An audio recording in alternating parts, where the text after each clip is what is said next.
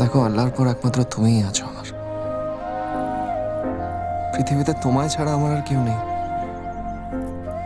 তুমি আমাকে কথা দাও, তুমি আমাকে কোনোদিনও ছেড়ে যাবে না। আমি তোমায় কথা দিচ্ছি, আমি কোনোদিনও তোমায় ছেড়ে যাব না, কোনোদিনও না। না, তুমি মন থেকে বলো।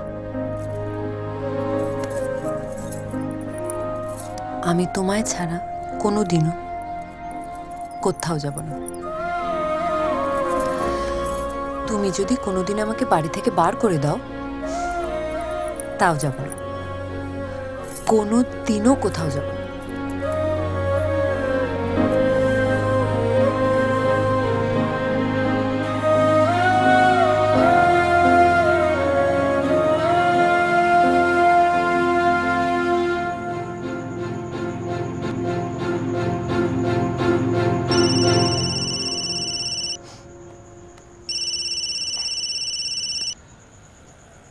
কে?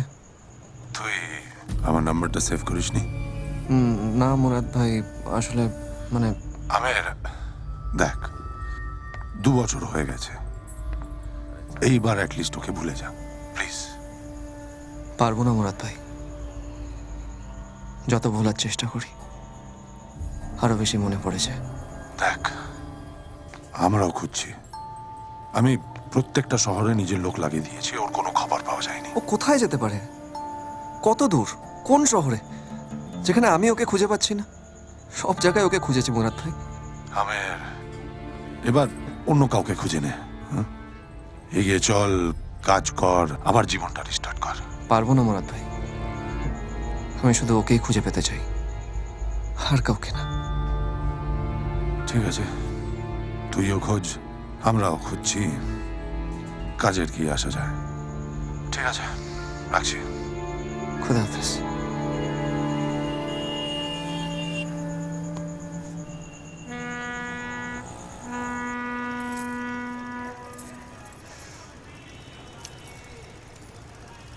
এইভাবে ড্যাব ড্যাব করে কি তাকিয়েছো বলো তো? নজর লাগাচ্ছি। লাগাও, তারপর যদি আমি হারিয়ে যাই, বা আমার শরীর খারাপ হয়ে যায়, বা আমি মরে যাই, তখন কিন্তু কিছু বলতে এসো না। হ্যাঁ, থামলে কেন? আরো বাজে কথা বলো? এটুকু দিয়ে কি হবে?